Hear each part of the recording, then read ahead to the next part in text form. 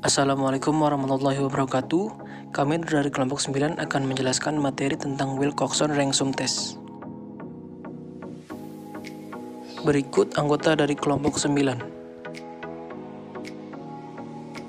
Sebelumnya, perkenalkan, nama saya Muhammad Aditya Nur Saputra. Saya di sini akan menjelaskan tentang pengertian Wilcoxon-Ransom test.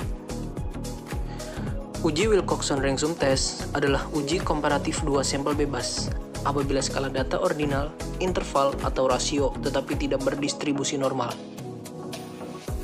Uji komparatif yang dimaksud adalah uji untuk mengetahui perbedaan jumlah peringkat antara dua kelompok. Dalam tiap kelompok, jumlah observasi atau sampel boleh beda. Uji ini merupakan analogi dari uji Mann-Whitney test, hanya saja menggunakan metode yang berbeda. Namun, dalam fakta penggunaannya, uji ini banyak disebut sebagai Mann-Whitney test atau Mann-Whitney-Wilcoxon atau bisa disebut MWW. Kedua jenis ini identik meskipun rumusnya berbeda. Materi yang selanjutnya itu tujuan uji Wilcoxon-Ransom test. Indikasi penggunaan uji ini jika menggunakan aplikasi Excel adalah apabila jumlah sampel lebih banyak dari 20. Di mana kita ketahui uji Mann-Whitney hanya dapat digunakan untuk sampel kurang atau sama dengan 20. Kemudian, di sini ada 3 jenis pengujian dengan Excel. Yang pertama, jika jumlah sampel sama dan sebanyak kurang dari atau sama dengan 25. Yang kedua, jika jumlah sampel tidak sama dan sebanyak kurang dari atau sama dengan 25. Dan yang ketiga, jika jumlah sampel lebih dari 25. Saya Karlina, saya akan melanjutkan penjelasan rekan saya sebelumnya. Wilcoxon-Ransom test pertama kali dikembangkan oleh Frank Wilcoxon, selanjutnya dikembangkan oleh Mann and Whitney sehingga sering disebut juga sebagai Mann-Whitney test. Pada statistika parametrik, identik dengan t-test untuk dua rata dari sampel yang saling independen. Nah, apa aja sih langkah-langkahnya?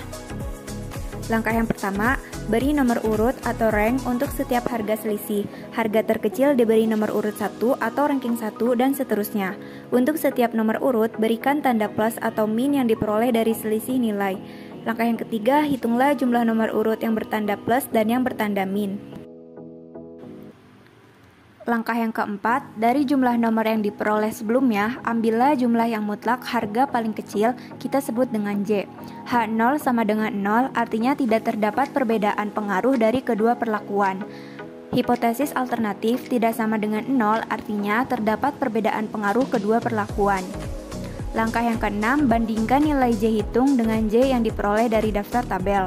Langkah yang terakhir, kriteria tolak H0 jika J hitung lebih besar dari J tabel, dan dalam hal lainnya H0 diterima. Oke, berikutnya merupakan data dari dua jenis kacang tanah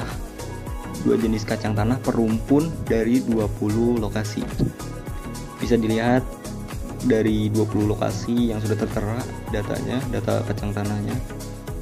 Dari kacang tanah lokasi pertama hingga lokasi ke-20.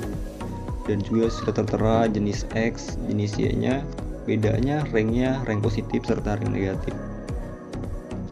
Oke, selanjutnya adalah menganalisis tabel tersebut dari perhitungan jumlah nomor urut yang bertanda plus dan yang bertanda min.